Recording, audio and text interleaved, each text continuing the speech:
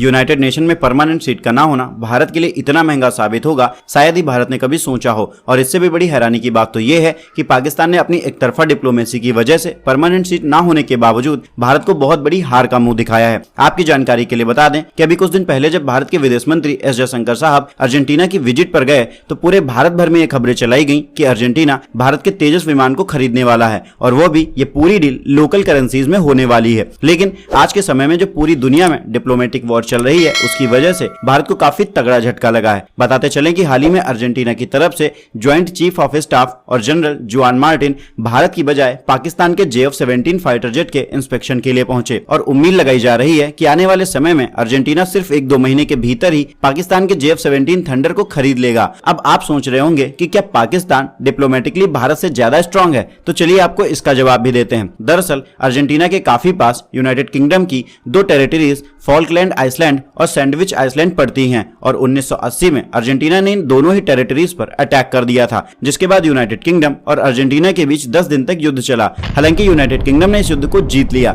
लेकिन तब से लेकर आज तक यूनाइटेड किंगडम ने अर्जेंटीना पर अपने किसी भी डिफेंस स्पेयर पार्ट को बेचने पर बैन लगा रखा है। और भारत के तेजस में यूनाइटेड किंगडम के द्वारा बनाई गई इजेक्शन सीट के साथ साथ और भी कई कंपोनेंट्स लगे हुए हैं। इन सब के अलावा भी JF-17 थंडर के निर्माण में पाकिस्तान के साथ चीन का बहुत बड़ा हाथ है, और चीन के पास यूनाइटेड नेशन में वीटो पावर है। अब अर्जेंटीना भी जानता है कि अगर वह JF-17 खरीदेगा तो कल को मान लो यूनाइटेड किंगडम ने अर्जेंटीना के खिलाफ कोई प्रस्ताव पास कराया तो चाइना वहां पर वीटो कर देगा, बल्कि भारत यूनाइटेड किंगडम के खिलाफ कभी नहीं जाएगा। अब इन सभी रीजन के अलावा भी एक सबसे बड़ा रीजन यह है कि Hindustan aeronautical limited already Indian air force के द्वारा दिए गए ऑर्डर को ही कंप्लीट नहीं कर पा रहा है। ऐसे में अर्जेंटीना को पता है कि अगर वो भारत से तेजस खरीदेगा तो विमानों की डिलीवरी में बहुत लेट होगी, साथ में जो ब्रिटिश कंपोनेंट बदले जाने हैं उनके रिप्लेसमेंट में और ज्यादा टाइम लग जाएगा। और यही एक वजह है कि अर्जेंटीना को भारत का तेजस खरीदने में कोई भी फायदा नहीं दिख रहा। खैर, भारत हमेशा से अपनी गलतियों से सीखते आया है, और यही एक वजह है कि पिछले कुछ समय में